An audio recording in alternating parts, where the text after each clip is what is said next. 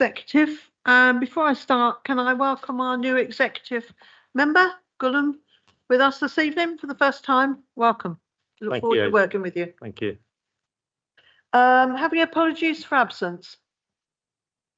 No? Thank you. Can I sign the records of the 7th of April and the 22nd of April as true record? Thank you. Remind members of section 106. Believe we have no information, no business not covered by the current forward plan, but we have a special, no business not covered under special urgency. But we do have a reference from the Climate Change Advisory Group regarding the Luton Busway. And I believe that is my portfolio now. And so I'm presuming I'm moving it as well as answering it.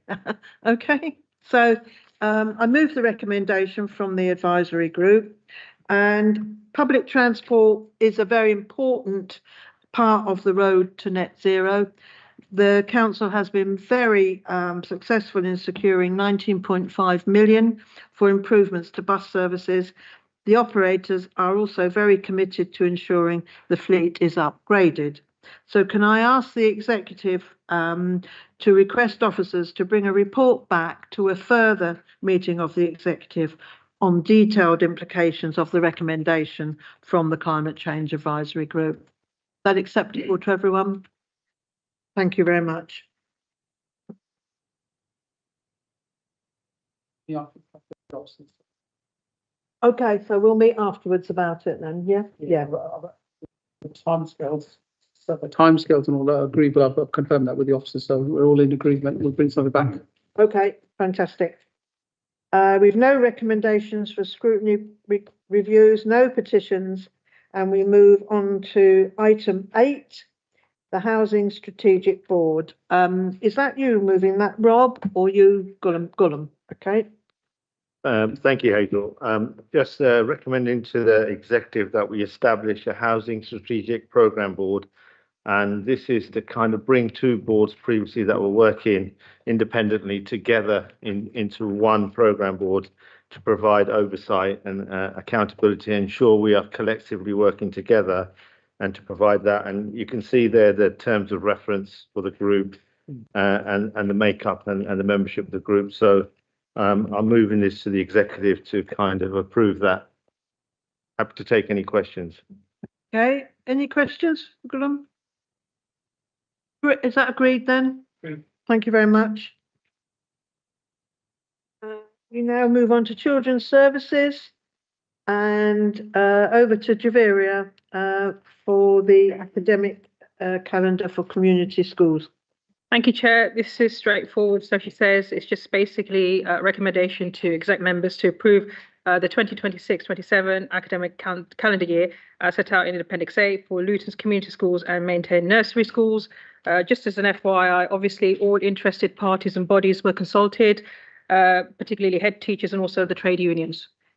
Happy to take any further questions. Thank you. Javeria, are there any questions on this? We agree? Thank you very much. We now move on to item 10, which is the allocations policy for care leavers. Umi? Thank you, Chair.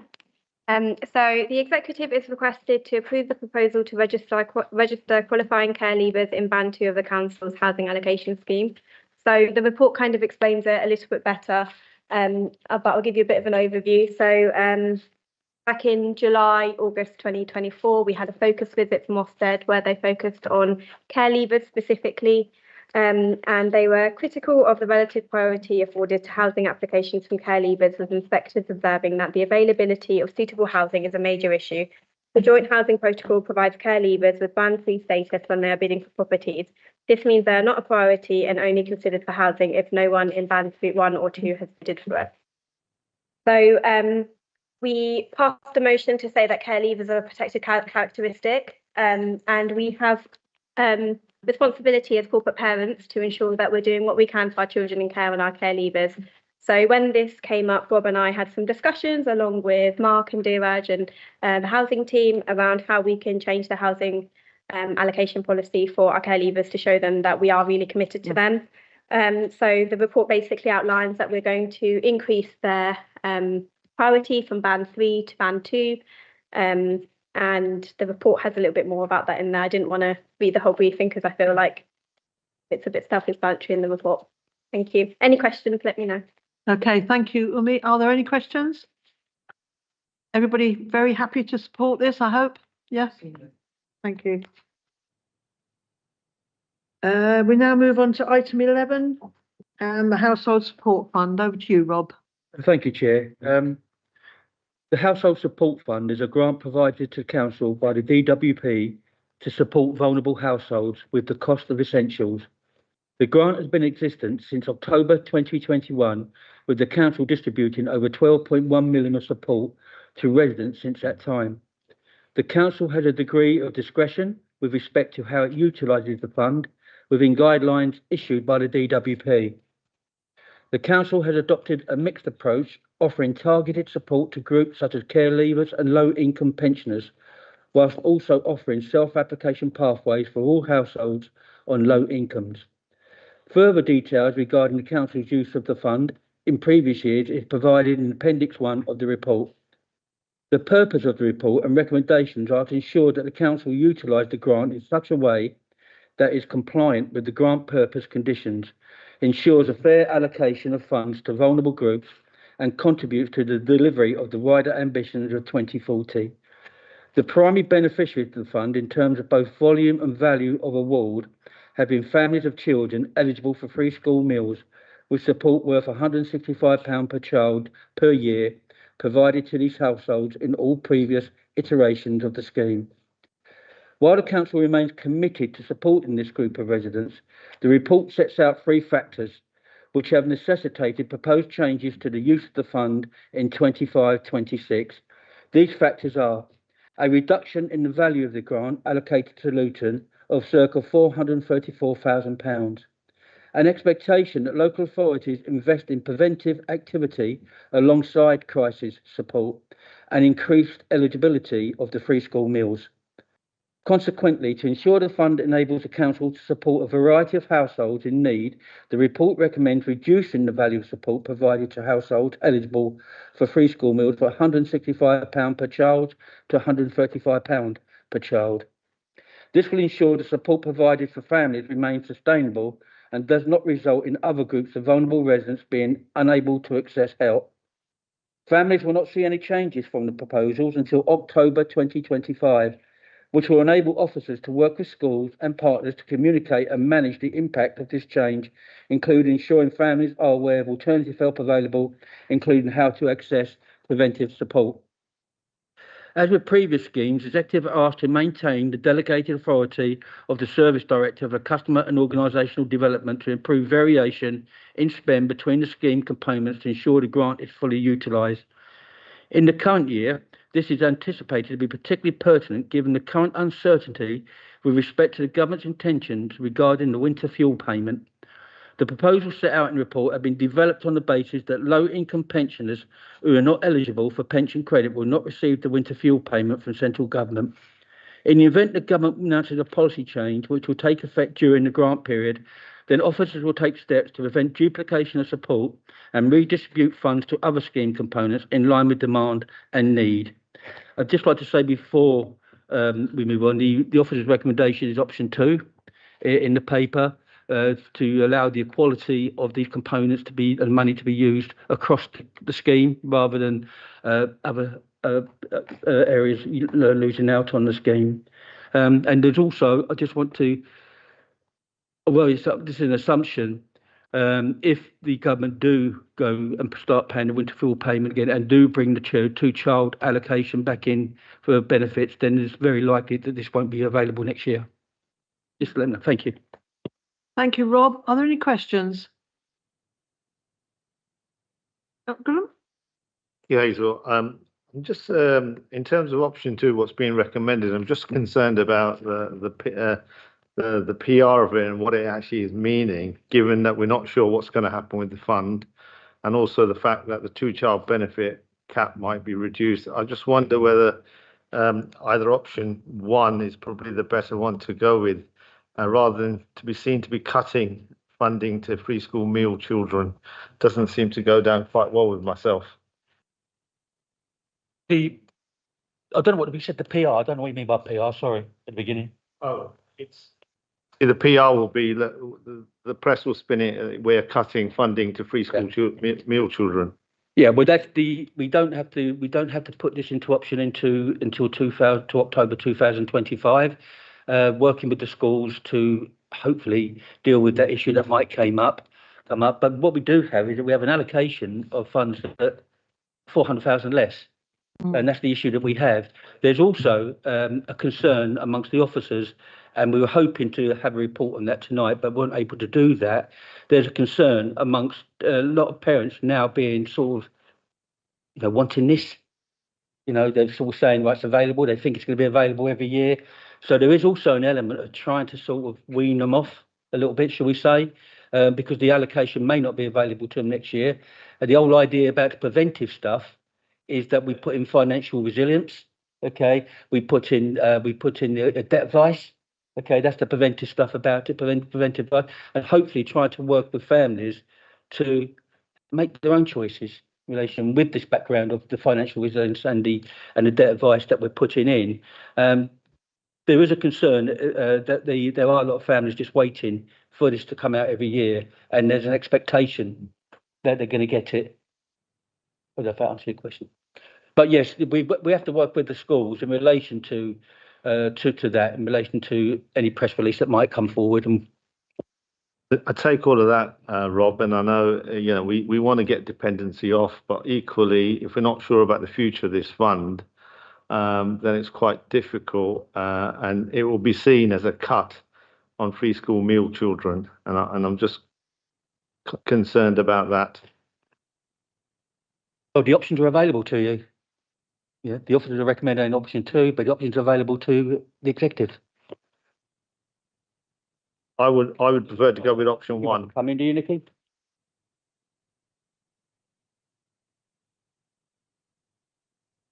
Thank you. Yeah, I think the primary driver around it is, and we do absolutely recognise the concern that the member is expressing. I think if you take a look at paragraph 11 of the report, what it sets out is that if we proceed without any changes to the level of support currently provided, the support given to this one cohort of residents will equate to around 70% of the total value of the fund. When we look at that in the context of the level of need, whilst we are very concerned about the experience of families with children, we know that poverty isn't uniquely experienced by those families. And the evidence base is there to suggest that we do want to make provision for other residents in addition to those with children. There is a requirement for us to do that in terms of the fund. It directly directs us to addressing multiple groups rather than a single group. Whilst the council does have the discretion to make the decision, the recommendation, as I said, is that we provide provision for multiple groups of residents, not just solely those with children in receipt of free school meals. Bassett. Thank you, Nikki. I know the council is determined to help all of our vulnerable residents. I know it's difficult with limited resources to target different groups, but the concern being is that child poverty is predicted to get worse by all indicators nationally, and Luton will be at the forefront of that, given the number of children who've got in poverty. And my only concern is, yes, we need to be making sure that all groups receive this allocation fairly, but the reason why I think, just to echo what Councillor Abbas was saying, for children, the outcomes on a whole range of other social indicators will be worse if they're the ones that are bearing the brunt of this cut, whether that's in health, other housing.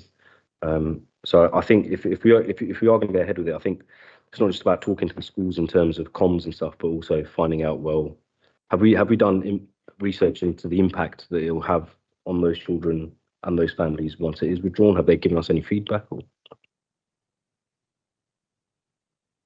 So the timing of the announcements haven't enabled us to do that. So we're very, very mindful. We know that there will be an impact. We do know, however, that there are other multiple sources of support that are also available. So the scheme, the report doesn't talk in detail to the HAF scheme, but we know that there is some duplication of support for families. We would utilise the communication efforts between now and October to make sure families are fully briefed around that alternative support, which is available to them in addition to the support that's provided through Household Support Fund.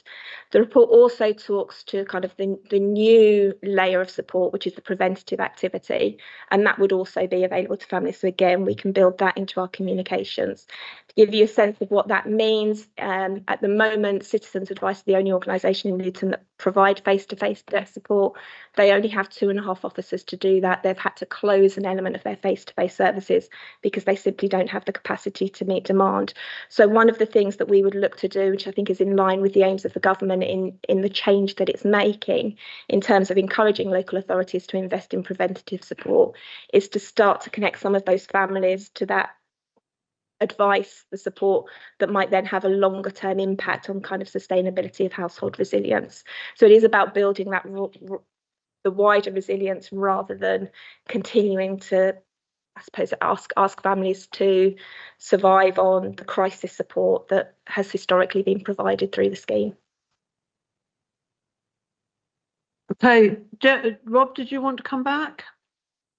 I just think it's a strong point in relation to the preventive side. Is certain financial resilience is a really important thing, because as Nikki said, we only have 2 really qualified debt advisors in Luton, and we have a lot. We know we have a lot of poverty, we have a lot of debt. It's how do we balance out that preventive stuff in relation to making the child poverty that's been spoken about, in relation to making sure that we still allocate reasonable funds to the free school meals, and how do we balance out the point where we're trying to sort of say to people, because it is quite noticeable, and I think it says it in the report, it is quite noticeable there is an expectation that this is going to come every holiday. And how do we work that? And that's what the officers are trying to work on now with the schools in relation to having those conversations, and how can we start working with the schools, with the parents, to sort of say, look, we know this is important, we know this, but we also know there's an expectation that people will want this money, but when it's not available, so we're trying to work towards that area as well at the moment. Okay, Thank you. James. Yeah, just a couple of bits. So I think one of the main reasons why we might see a fall in support is because the fund itself is smaller. So £434,000 smaller than it was the previous years. And then it's also, the guidance says to do this additional layer of preventative support. And I think Rob's right. I think we need to be looking ahead as well, because if we do see the entirety of this fund disappeared, we need to, it's the thing of teaching someone to fish versus giving them a fish kind of thing. So we need to be able to give the advice and tell people to, these are the debt advice, here's the things to plan, budget kind of thing, to do that preventative support. So if this does disappear, then at least we've got some people in a better position than they can be. So I'm happy to go with the recommendation as laid out for option 2. Okay. The other thing to sort of consider here is in relation to someone that does really consider is that debt advice, citizen advice. I know I love to say I do volunteer at Citizen Advice Bureau, so maybe I shouldn't be saying this, Hazel, but I see there's a 6-week wait for people for debt advice. Sometimes that's too late. And the whole idea is to try and get this financial relief. But only that, what Nikki's team also offers within the council is a full welfare support. So when people do come through for some, come through, they're identifying other benefits or other things they can apply for, which they haven't done. So that's what we call the financial resilience side.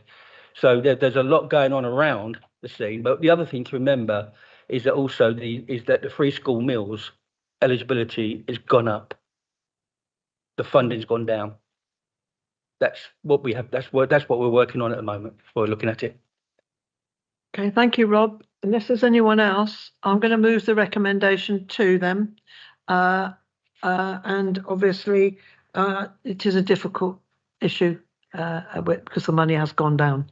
So it's a difficult issue. But I'm moving the recommendation to. Is that acceptable to the exec? Agreed. Yeah, okay. Thank you very much. Can I take regulation 4 as read, please? And move into private. I don't think there's any members of the public in.